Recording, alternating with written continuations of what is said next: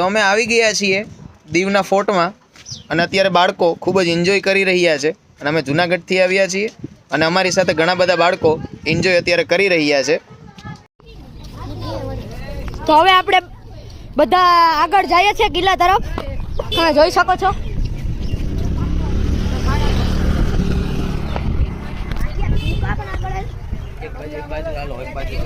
આ બધા અમારું ગ્રુપ છે. તો ચાલો હવે આપણે બધા સર ભેગા જશું. ચાલો હવે બધા આપણે જશું ને આ અમારા મેડમ છે, તમે જોઈ શકો છો, તેનું નામ દ્રિયા લખાણી છે. તો ચાલો હવે બાળકો આપણે બધા જશું પાછા.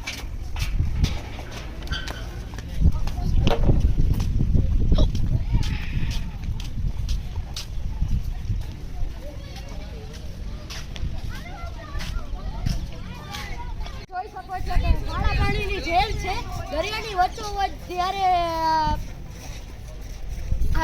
શાસન ચાલતું હતું રાજાઓનું, ત્યારે આ જે કેદીઓ કરતા હતા તેના કેદીઓને આમાં આ જેલમાં પૂરવામાં આવતા હતા.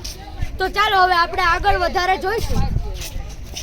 સર, તમને દીવ બધા બાળકોને લઈ આવીને કેવું લાગ્યું છે, જરાક જણાવશો અમને?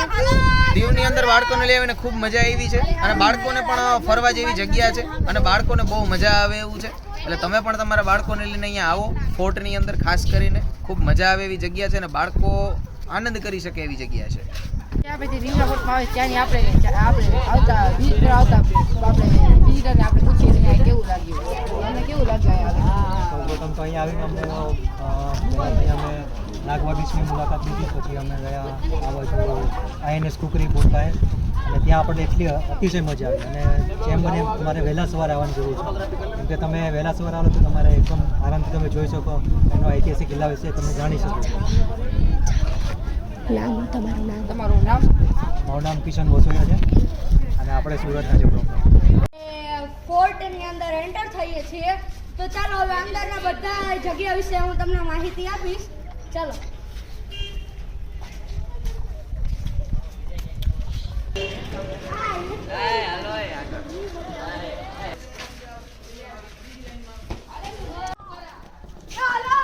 ગાઈસ જો આ પથ્થરનું બનેલું છે એકચ્યુઅલીમાં, તમે જોઈ રહ્યા છો. તો હવે આપણે આ બધી જગ્યાએ જવાનું છે. તો હવે આપણે આ તરફ એક ગુફા જેવું છે તો ત્યાં આપણે જઈશું.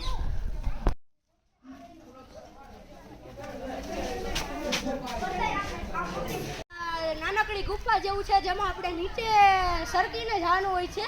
તો ત્યાં જોશું અંદર થોડાક એવા નળિયાવાળા મકાન છે અને બધું છે. તો ચાલો.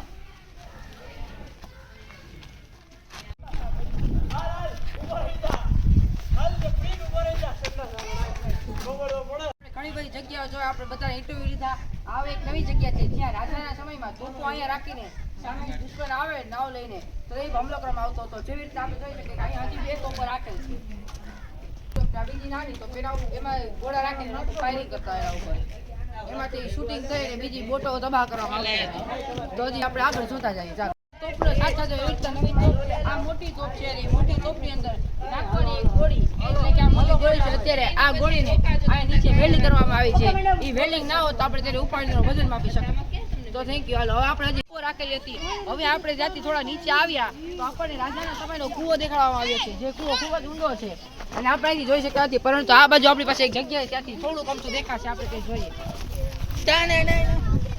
જો અહીંથી નીચે દેખાઈ રહ્યું છે. અત્યારે તો લોકો એમાં ખૂબ કચરો રાખ્યો છે, પરંતુ રાજાના સમય ખૂબ સાફ હશે અને ઘણું બધું પાણી આમાં સમાઈ શકતો હશે. અંદર આ કૂવો 1624 સમયનો છે, ઈસવી 1624નો હશે આ કૂવો. અને અહીંથી તેનો રસ્તો છે, જોઈ શકો છો કે અહીંથી પાણી પડે ઉપર તો અહીંથી એક ધારે નીચે આવી જાય. અને અહીંથી રાજાના સમયે એના પગથિયા પણ બનાવ્યા હતા કે નીચે આવીને પાણી ભરી શકે.